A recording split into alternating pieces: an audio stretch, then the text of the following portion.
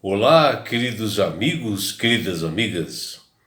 Que a graça e a paz de Jesus esteja com cada um dos amigos.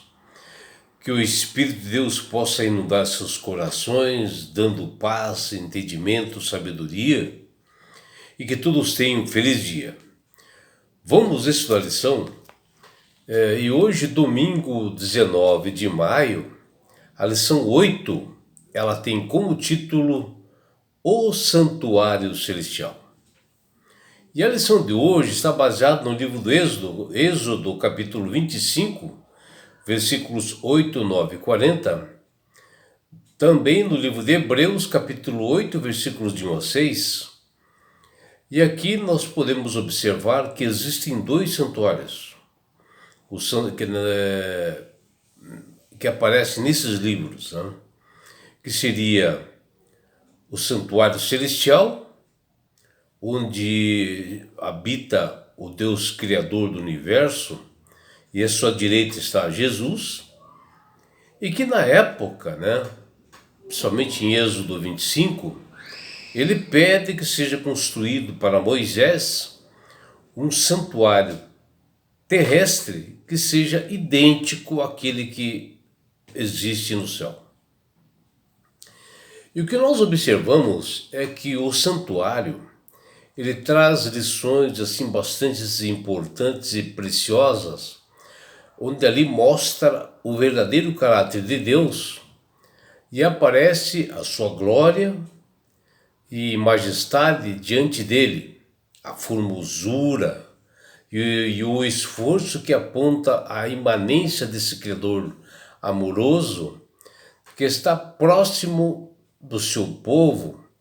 E ele sempre quis se relacionar, ter uma intimidade com o seu povo.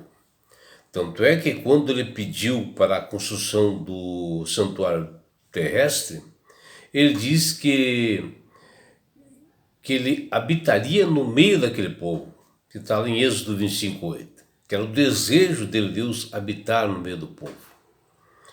E o santuário reafirma o caráter santo, do Senhor, e transcende e aponta para Emanuel, o Deus conosco, ou seja, Jesus, onde ele também é sumo sacerdote e santo e separado dos pecadores e exaltado acima dos céus, que fala em Hebreus 7, 26. E o que nós podemos ver na lição de hoje é que Deus pede para Moisés que ele construísse um santuário terrestre que fosse idêntico, ao que havia no céu. Moisés nunca foi assim um construtor ou um arquiteto ou talvez um pedreiro. Mas Deus capacitou Moisés e deu todas as informações que ele precisava. E assim, para que ele entendesse, Deus dá uma visão para ele, Moisés, para ele enxergar o santuário celestial e que ele observasse detalhes ali, como um modelo para que ele pudesse construir o santuário terrestre. E conforme Moisés viu na visão do santuário celestial, e conforme a ordem de Deus, ele partiu para a construção sobre a direção divina. E já em Apocalipse 11, versículo 19, fala algo importante para nós, que diz lá: abriu-se então o santuário de Deus, que se acha no céu, e foi vista a arca da aliança no seu santuário. E sobrevieram relâmpagos, vozes, trovões, terremotos e grande saraivada. Aqui mostra, que há um santuário no céu. Há um santuário de Deus. E Deus pede a Moisés, na época, que fizesse um santuário na terra idêntico, uma cópia, uma réplica do que existia no céu. Com dimensões, com os utensílios todos, E no livro de Hebreus, capítulo 9, ele conta com bastante detalhes a construção desse santuário terreno e fala das mobílias, né, que deveria ter, as divisões, né, que esse santuário deveria ter, compartimentos, e possuía dois compartimentos assim que são bastante importantes, que é o lugar santo e o lugar santíssimo, né? E anterior a esses dois compartimentos, havia um outro lugar chamado de pátio ou átrio, né?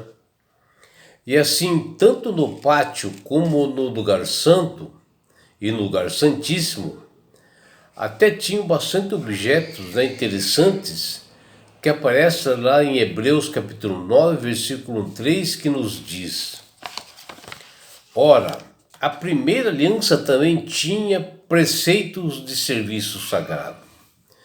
E o santuário terrestre, com efeito, foi pregado o tabernáculo, cuja parte anterior, onde estava o candeeiro e a mesa, e a exposição dos pães, se chama o lugar santo.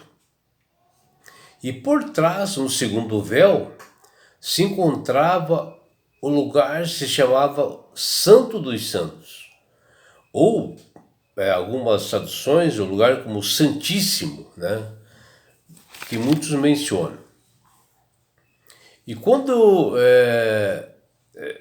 Deus sai do lugar santo para o lugar santíssimo, né, ali mostra, né, que existia assim, um véu, né, uma cortina que fazia uma divisória, né, entre os dois lugares.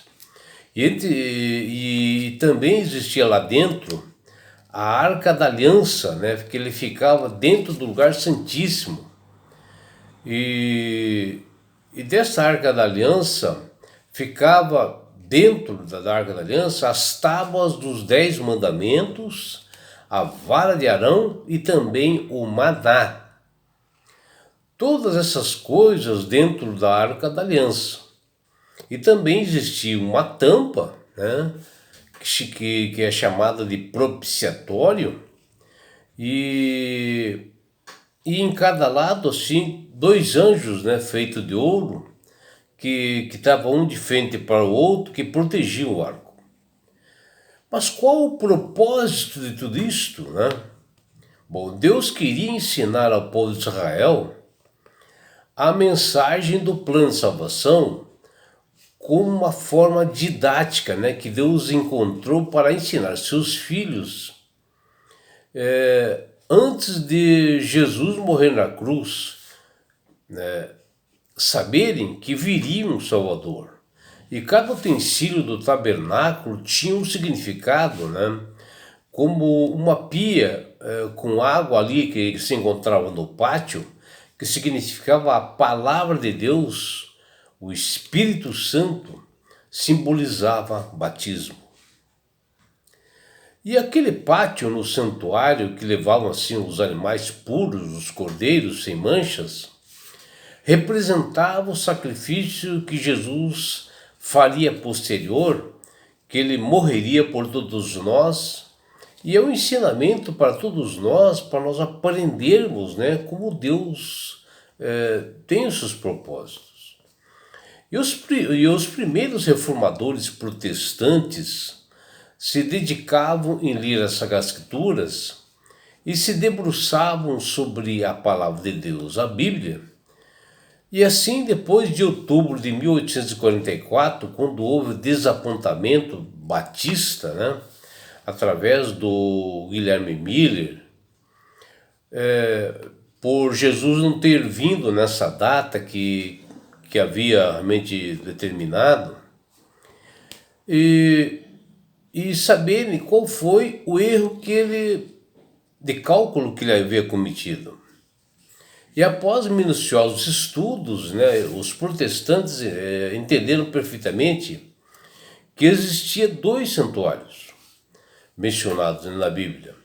O que Moisés contribuiu, né, construindo, né, aqui na terra, e o santuário celestial, que é o original, onde Deus realmente habita.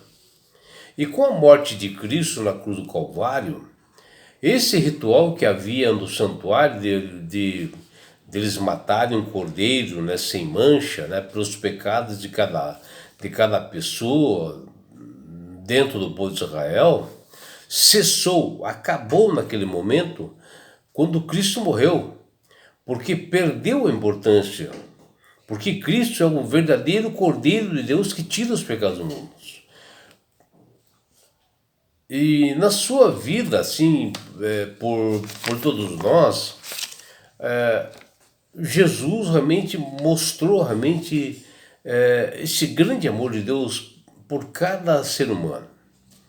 E assim as profecias de Daniel, capítulo 8, versículo 14, se concretizava e se cumpriu nessa era, quando o santuário ao qual se refere é o da nova aliança.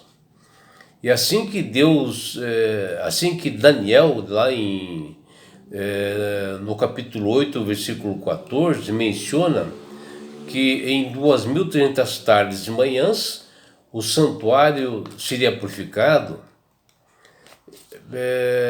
ocorre isto, sabe, lá no céu, no santuário celestial, quando Jesus sai do lugar santo para o lugar santíssimo.